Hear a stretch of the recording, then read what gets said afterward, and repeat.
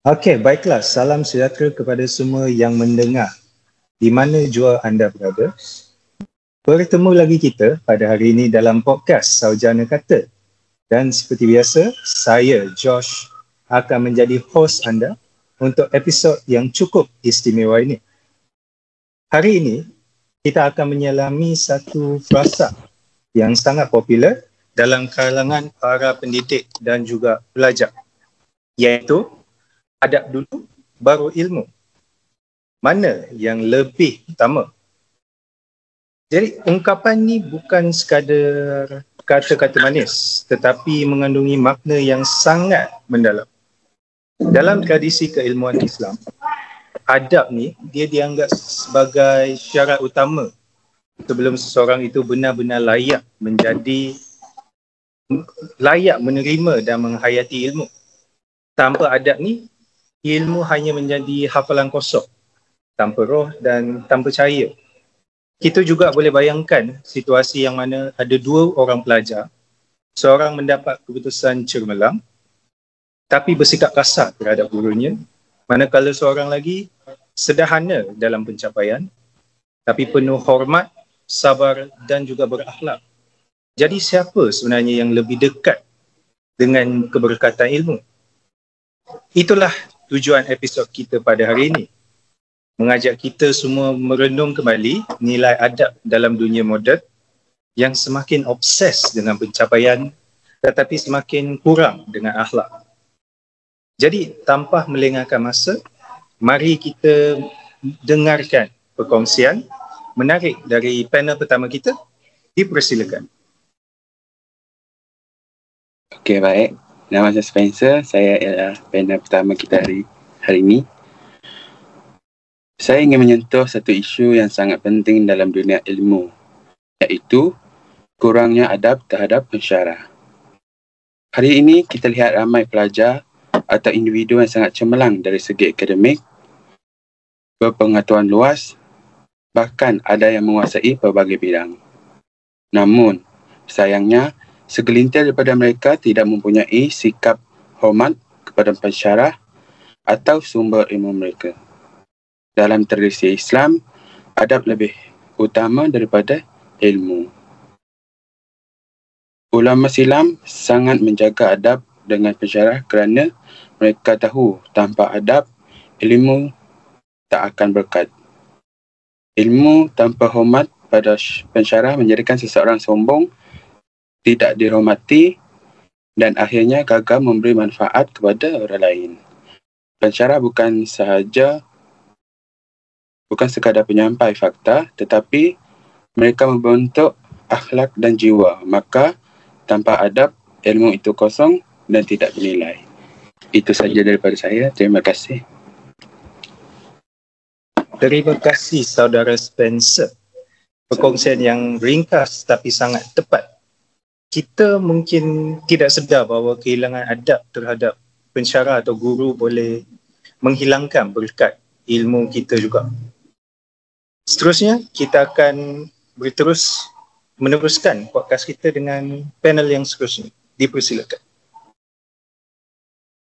Terima kasih kepada saudara moderator. Assalamualaikum warahmatullahi wabarakatuh. Para pendengar yang dikasihi sekalian, yang saya hormati semua barisan panel, nama saya Nur Alisa Sela binti Abdullah Halim. Kita akan menyelami kisah-kisah inspirasi yang membakar semangat dan menyentuh hati khas buat para penuntut ilmu dan juga para pendidik. Hari ini, saya nak kongsikan dua kisah luar biasa tentang murid dan gurunya. Tapi ini bukan kisah biasa-biasa. Kisah ini adab yang menjadikan seseorang itu luar biasa.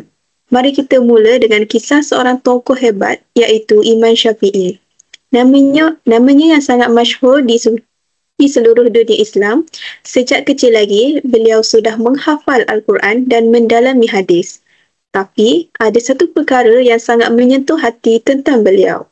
Ketika Imam Syafi'i berguru dengan Imam Malik, beliau selalu hadir dengan penuh sedia, membawa kertas untuk mencatat pelajaran.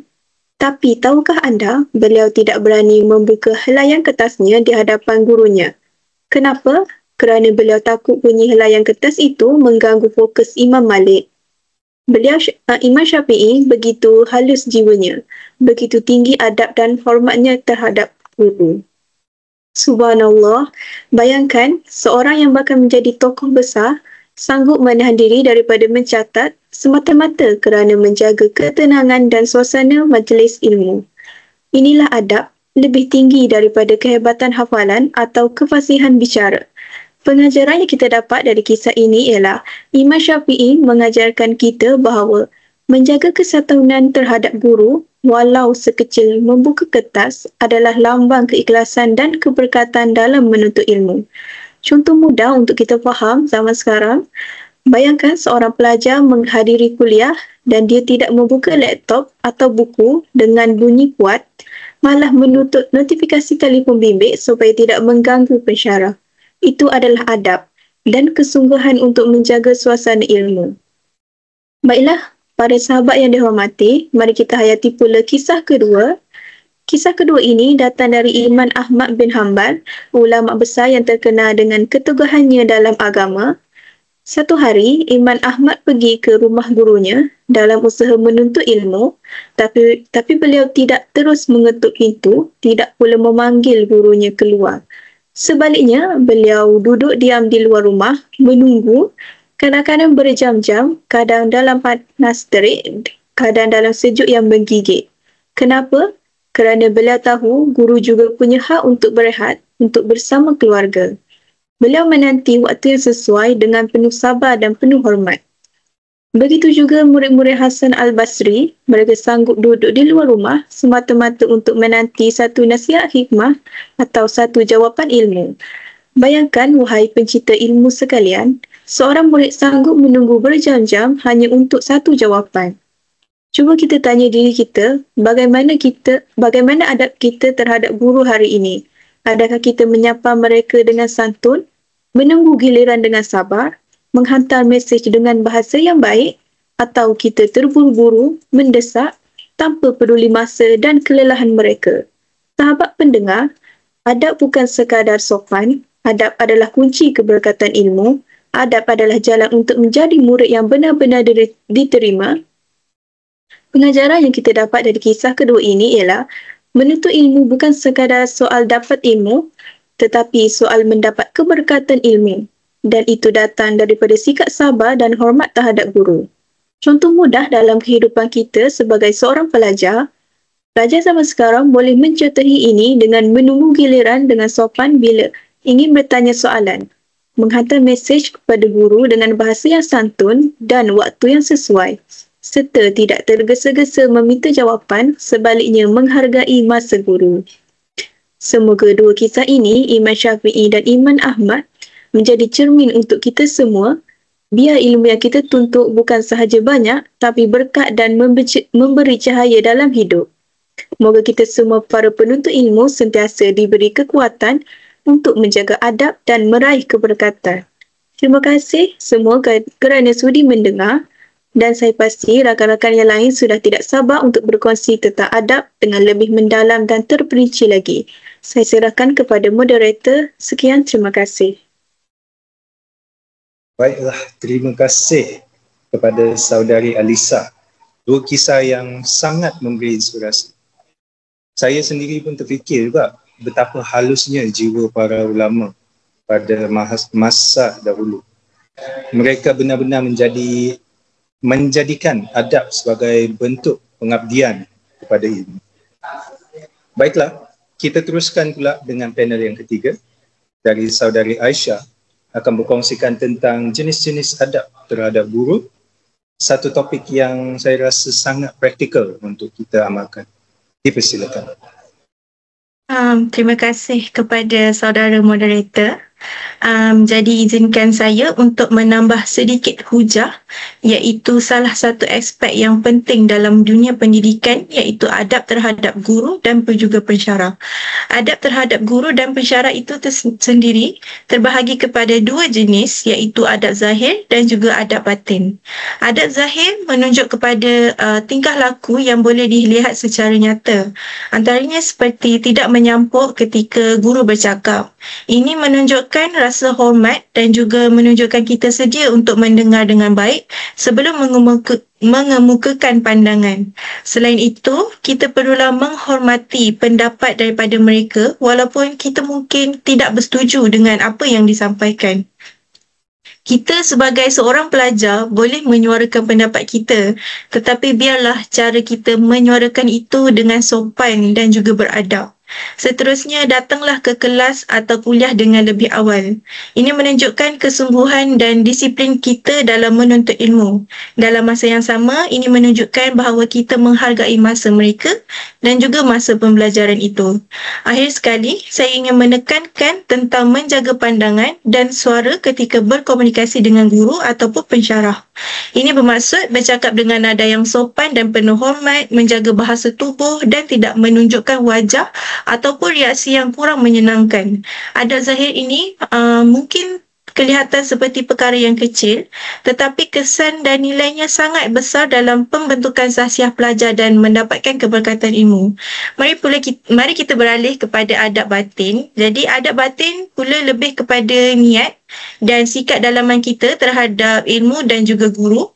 Yang pertama, setiap langkah kita dalam menuntut ilmu sepatutnya bermula dengan niat yang betul. Jadi kita perlulah tanam dalam diri dan memperbetulkan niat, iaitu niat belajar kerana Allah. Kita menuntut ilmu bukan semata-mata untuk mendapat markah yang tinggi, PNJK yang baik, pekerjaan yang baik ataupun status yang bagus. Tetapi kerana ilmu itu merupakan satu amanah dan kita belajar demi memanfaatkan ilmu itu untuk kebaikan diri sendiri, masyarakat dan juga agama. Apabila kita belajar dengan niat kerana Allah, kita akan lebih bersabar, lebih ikhlas dan tidak mudah berputus asa. Ilmu yang dicari juga akan lebih mudah masuk ke dalam hati, bukan sekadar di dalam akal fikiran. Yang kedua pula, kita tidak boleh meremehkan guru. Ini adalah salah satu sikap batin yang kadang-kala tersembunyi dalam hati, tetapi kesannya sangat mendalam. Dalam dunia moden ini, kita mungkin secara tidak sedar menilai guru atau pensyarah berdasarkan rupa luaran, gaya pengajaran, cara berpakaian ataupun kekemasan bahan pengajaran mereka. Namun, kita perlu sentiasa ingat bahawa setiap pendidik memiliki pengalaman, ilmu dan kebijaksanaan yang tersendiri dan tidak ternilai. Jadi sebagai kesimpulan, sebagai pelajar kita perlulah memahami bahawa adab adalah asas kepada keberkatan dalam menuntut ilmu. Tidak kira sama ada adab zahir ataupun adab batin, kerana kedua-duanya saling melengkapi antara satu sama lain. Jadi itu sahaja daripada saya serahkan balik kepada saudara moderator. Terima kasih saudari Aisyah atas penjelasan yang sangat jelas tentang adab zahir dan batin. Saya yakin ramai pendengar kita hari ini dah boleh mempraktikkan apa yang dikongsikan, dari cara kita bertutur, niat kita belajar, hingga ke hormat terhadap guru. Sekarang mari kita mendengar pula tentang adab terhadap ilmu itu sendiri, bukan hanya terhadap guru. Satu perspektif yang agak unik akan dibawakan oleh saudari Yasmin. Dipersilakan. Terima kasih diucapkan kepada saudara moderator. Seterusnya, saya akan menyampaikan satu topik yang sangat dekat dengan diri kita sebagai seorang pelajar, iaitu adab terhadap ilmu itu sendiri. Sebagai seorang pelajar, kita sering disuruh untuk belajar dengan rajin, hafal fakta dan lulus peperiksaan. Tapi ramai antara kita lupa satu perkara penting, iaitu adab terhadap ilmu itu sendiri. Tanpa adab, ilmu yang kita pelajari boleh menjadi sia-sia. Pertama, kita perlu faham bahawa ilmu itu adalah cahaya. Ulama terdahulu menyatakan bahawa ilmu tidak akan masuk ke dalam hati yang kotor. Maksudnya, jika hati kita dipenuhi dengan sifat mazmumah seperti sombong, riak dan malas, maka ilmu itu tidak akan memberi kesan pada kita.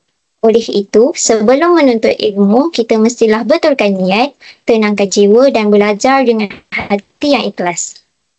Kedua, adab terhadap ilmu juga merangkumi cara kita menghormati ilmu. Contohnya, jangan meletakkan buku di atas lantai, jangan menjadikan ianya sebagai alas ketika makan dan jangan membaca sambil menonton hiburan. Ini bukan sahaja tidak beradab, malah menunjukkan kita tidak menghormati ilmu yang berada di depan mata. Buku, nota dan bahan bacaan perlu disimpan dengan baik. Jangan mencoting sesuka hati dan pastikan sentiasa dalam keadaan bersih untuk menunjukkan kita menghormati ilmu itu. Yang ketiga, kita perlu bersungguh-sungguh dalam mempelajari ilmu. Kita perlu menyimak semula nota dan mengulang kaji pelajaran. Belajar bukan hanya untuk lulus peperiksaan semata-mata, tetapi untuk memahami dan mengamalkan. Kita juga perlu mendalami dan memperkasa apa yang telah kita pelajari. Yang keempat, bersungguh dalam menuntut ilmu. Contohnya, jangan menipu semasa peperiksaan, jangan plagiat tugasan orang lain dan jangan gunakan ilmu semata-mata untuk berdebat atau menjatuhkan orang lain tanpa kefahaman yang sebenar. Ilmu adalah untuk kita menunjuk kepandaian secara berlebihan tetapi sebagai panduan untuk masa depan. Kesimpulannya, adab terhadap ilmu melibatkan sikap, perbuatan dan niat di hati. Orang yang benar-benar beradab terhadap ilmu akan belajar dengan hati yang bersih, menghormati ilmu dan berusaha menjadi insan yang lebih baik. Mari kita bersama-sama menjadi pelajar yang berilmu dan beradab agar ilmu yang kita tuntut menjadi cahaya yang menerangi hidup kita pada masa depan. Sekian sahaja daripada saya. Baiklah, saya serahkan kepada moderator. Satu perkongsian yang sangat mendalam. Terima kasih Saudara Yasmin. Saya suka analogi bahawa ilmu adalah cahaya dan cahaya hanya akan menyinari pada hati yang bersih. Perkongsian yang sangat menarik. Seterusnya dipersilakan pula Saudari Syahira untuk meneruskan podcast kita pada hari ini. Baiklah, terima kasih moderator. Saya sangat setuju dengan apa yang telah dikongsikan tadi, terutama sekali apabila menyebut tentang kepentingan adab terhadap ilmu itu sendiri. Baiklah, saya ingin menambah sedikit dari sudut adab sesama penuntut ilmu iaitu rakan kita sendiri. Dalam dunia yang semakin kompetitif, ramai pelajar yang hanya fokus tentang siapa yang lebih pandai, siapa yang skor lebih tinggi dan siapa yang lebih terkehadapan. Tetapi, kadang-kadang dalam sibuk mengejar ilmu, kita lupa tentang satu perkara yang sangat utama iaitu bagaimana kita beradab dengan rakan-rakan yang sama-sama menuntut ilmu dengan kita. Cuba kita renungkan sejenak. Kita semua mempunyai matlamat dan perjalanan ilmu yang sama. Kita hadir ke kelas yang sama, belajar daripada guru yang sama. Jadi, kenapa ada yang menganggap rakan belajar itu sebagai pesaing dan bukan sebagai rakan seperjuangan yang saling bantu-membantu? Adab sesama rakan belajar ini bukan hanya sekadar buat baik ataupun tak gaduh, tetapi ia lebih daripada itu. Ia tentang menghormati perbezaan pendapat, menyokong kelemahan dan juga bersyukur dengan kelebihan masing-masing. Contohnya, bila kawan kita lambat untuk faham sesuatu topik, kita bantu dia dan bukan menyindir. Apabila kawan kita tanya soalan yang mudah bagi kita, kita perlu hormat dan bukan gelak kepada dia. Dalam dunia ilmu, tiada siapa yang tahu semua benda dan tiada siapa yang tidak tahu apa-apa. Setiap orang ada masa dia jadi pelajar dan ada masa dia jadi pengajar walaupun sesama rakan. Maka, adab sesama rakan belajar ini sebenarnya adalah tentang saling melengkapi dan bukan saling menjatuhkan. Kesimpulannya, marilah kita semaikan adab dalam diri kita. Bukan sahaja adab terhadap guru dan ilmu itu sendiri, tetapi juga terhadap rakan-rakan seperjuangan. Hal ini demikian kerana dalam perjalanan menuntut ilmu, kita semua tidak bersendirian. Dan siapa tahu rakan yang kita hormati pada hari ini mungkin akan menjadi asbab kepada kejayaan kita suatu hari nanti. Kita perlu ingat yang ilmu boleh dicari tetapi adab adalah kunci yang membuka pintu kepada keberkatan ilmu. Itu sahaja daripada saya. Sangat tepat dan menyentuh hati. Terima kasih Syaira. Kadang-kadang dalam persaingan akademik ni kita lupa bahawa rakan belajar kita bukan saja pesaing tetapi juga teman seperjuangan kita. Baiklah, untuk meneruskan podcast kita pada hari ini, kita teruskan kepada panel seterusnya iaitu Nabilah Dipersilakan.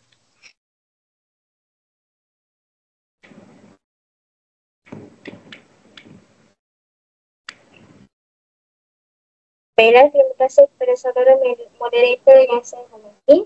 Assalamualaikum warahmatullahi wabarakatuh dan salam sejahtera kepada semua panel yang saya hormati sekalian.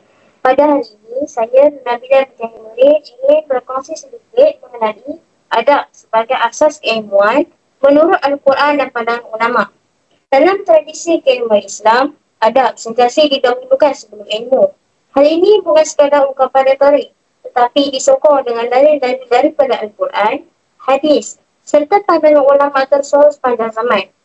Malah, ramai tokoh ilmu menyebut bahawa kejayaan seseorang dalam menuntut ilmu sangat bergantung pada sejauh mana dia menjaga adab terhadap Allah, guru dan ilmu itu sendiri. Antara ayat Al-Quran yang paling jelas menekankan soal adab ialah firman Allah dalam surah Al-Hujurat ayat 2 yang berbunyi, A'udzu billahi minasyaitonir rajim. Ya ayyuhalladzina amanu la tarfa'u aswatakum fawqa sawtin nabi wa la tajharu lahu bil qawli kajahri ba'dikum li ba'din an tahbata a'malukum wa antum la tash'urun. Sadaqallahul azim. Ayat ini membawa maksud, wahai orang-orang yang beriman, janganlah kamu mengangkat suara kamu melebihi suara Nabi, dan janganlah kamu menyaringkan suara dengan lantang semasa bercakap dengannya sebagaimana setengah kamu menyaringkan suaranya semasa bercakap dengan setengah yang lain. Larangan yang demikian supaya amal-amal kamu tidak hapus pahalanya sedang kamu tidak menyadarinya. Ayat ini pun berkaitan adab para sahabat terhadap Rasulullah SAW dan para ulama memahami bahawa ia juga menjadi panduan kepada adab pelajar terhadap guru. Jika suara yang terlalu tinggi pun boleh menyebabkan hilangnya ganjaran amal, apatah lagi jika berlaku sikap biadab, tidak hormat atau memperlekehkan guru secara sengaja. Dalam hadis pula Rasulullah SAW sabda, Innama bu'ithu liutammima makarimal akhlak. Maksudnya, sesungguhnya aku diutus untuk menyempurnakan akhlak yang mulia. Hadis riwayat Bukhari. Hadis ini menegaskan bahawa asas dakwah Rasulullah SAW sendiri adalah membina akhlak dan adab dalam masyarakat. Maka, ilmu yang disampaikan baginda tidak dapat dipisahkan daripada nilai-nilai adab yang tinggi. Para ulama juga menitik beratkan soal adab dalam menuntut ilmu. Imam Malik misalnya sangat menjaga adab dalam majlis ilmunya. Diriwayatkan bahawa beliau tidak akan mengajar melainkan dalam keadaan suci, berpakaian kemas dan duduk dengan penuh adab, seolah-olah sedang berada di hadapan Rasulullah SAW. Begitu juga dengan Imam Al-Ghazali dalam kitabnya Ihya Ulumuddin.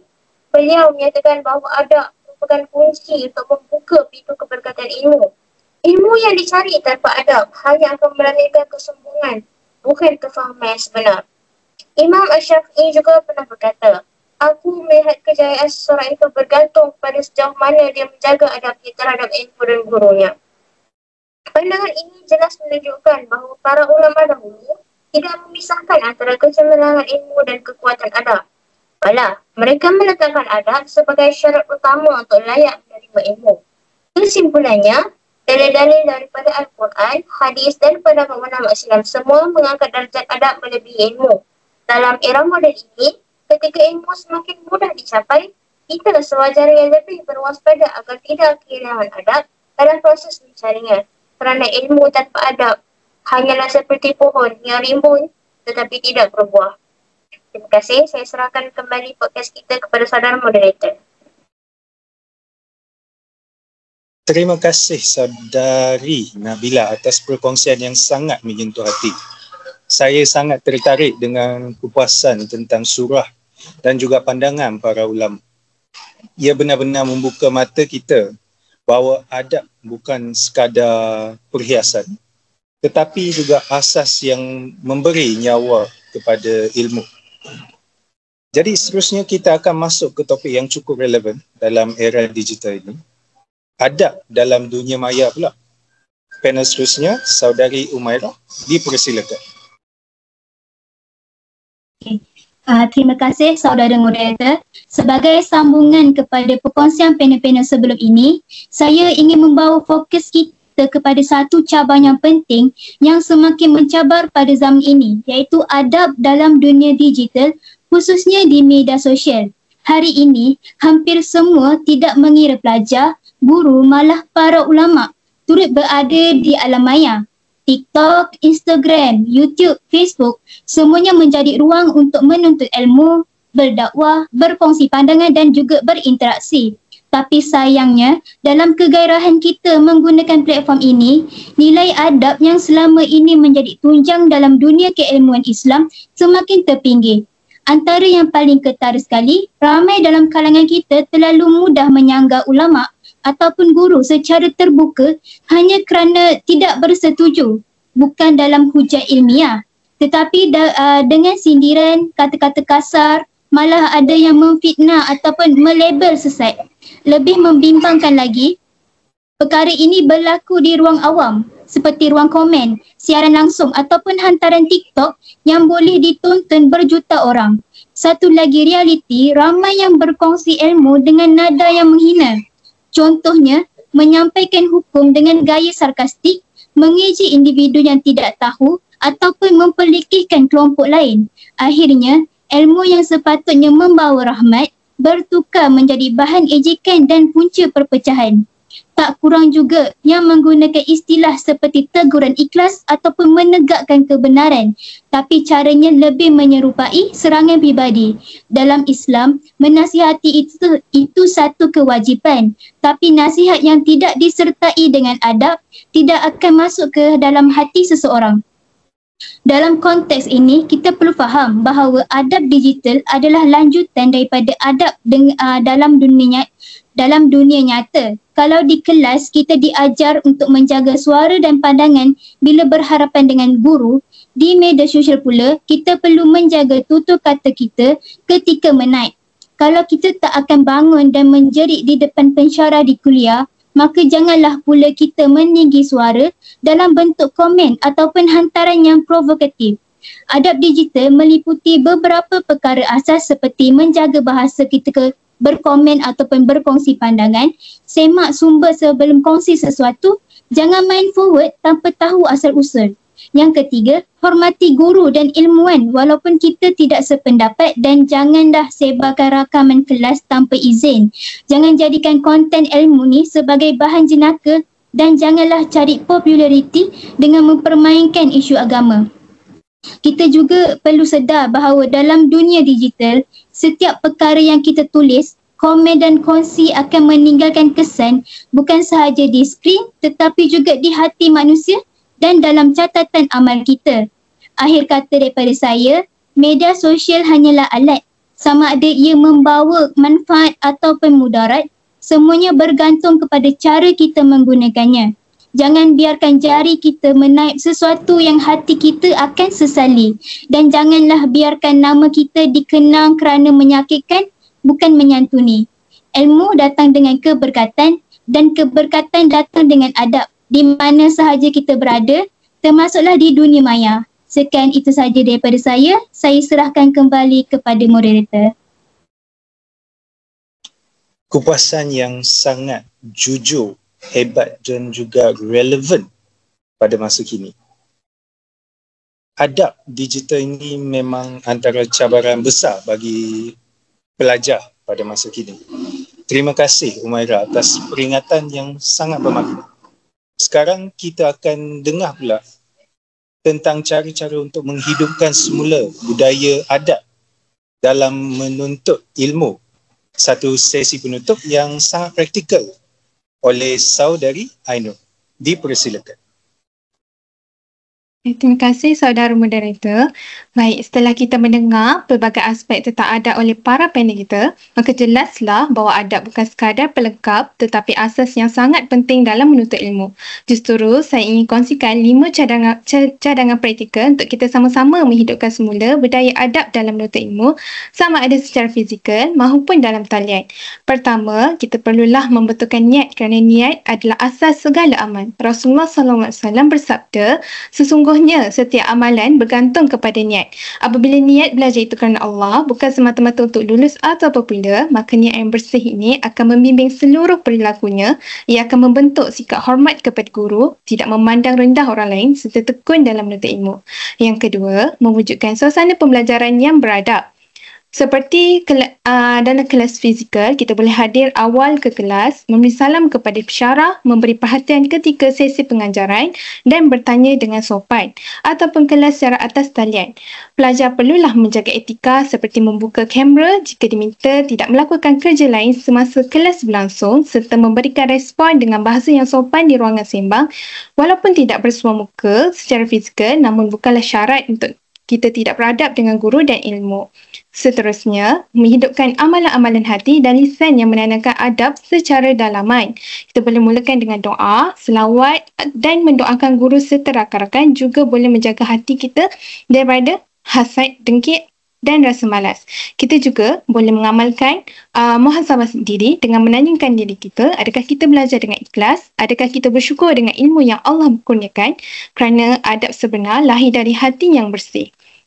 Kemudian, kita tidak boleh mengabaikan adab-adab yang kecil seperti mengangkat tangan sebelum bercakap, tidak memotong ketika seorang sedang bercakap dan memberi ruang kepada rakan untuk mengemukakan pandangan masing-masing serta menjaga bahasa ketika berkomunikasi dengan orang sekeliling.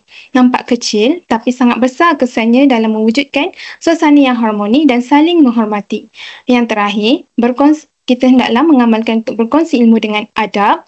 Di zaman digital ini, kita sangat mudah berkongsi nota atau rakaman kuliah ataupun pemahaman sendiri melalui media sosial atau platform pembelajaran. Tetapi kita perlu pastikan niat kita adalah niat yang betul, niat untuk membantu bukan menunjuk. Jika menegur, lakukanlah dengan hikmah dan bahasa yang baik, bukan menyindir atau menghina. Sebagai penutup, ingatlah bahawa budaya adab ni bukan adab lapuk tetapi warisan para ulama dan cerminan iman kita. Bila adab dijaga, ilmu jadi berkat, suasana belajar lebih tenang dan insya-Allah kita akan lebih dekat dengan redha Allah SWT. Itu sahaja daripada saya serahkan kembali kepada saudara moderator. Terima kasih saudari Ainun. Saya rasalah kita semua dapat banyak panduan praktikal dalam episod ini. Dari niat belajar hingga ke cara berkomunikasi dalam kelas dan juga dunia digital. Baiklah, untuk pengakhiran kita, sebelum kita mengakhiri podcast ini, saya serahkan kepada saudari Hazwani untuk menyampaikan penutup dan kesimpulan bagi episod pada hari ini. Dipersilakan. Baiklah, terima kasih kepada moderator dan semua ahli panel di atas semua perkongsian. Dalam episod kali ini, kita menyelami dengan lebih mendalam frasa adab dulu baru ilmu, iaitu satu prinsip agung yang telah membentuk tamadun ilmu dalam Islam sejak dahulu lagi. Kita telah melihat bagaimana adab bukan sahaja dihargai dalam kata-kata, tetapi dibuktikan melalui amalan para ulama terdahulu yang mendahulukan akhlak sebelum menyampaikan atau menerima ilmu. Dalil-dalil Al-Quran dan hadis telah menekankan keutamaan adab, sementara kisah-kisah tokoh seperti Imam Syafi'i dan Hasan Al-Basri memperlihatkan contoh yang nyata bagaimana adab terhadap guru membawa kepada keberkatan ilmu. Kita juga menyedari bahawa dalam konteks moden, semua sama ada di universiti, dalam dunia digital atau sesama rakan, adab tetap perlu dijaga walau bentuknya mungkin berbeza. Ini kerana adab bukan hanya terhad kepada interaksi fizikal. Ia termasuklah adab dalam menghantar mesej, memberi komen di media sosial dan menyampaikan ilmu secara maya juga amat penting.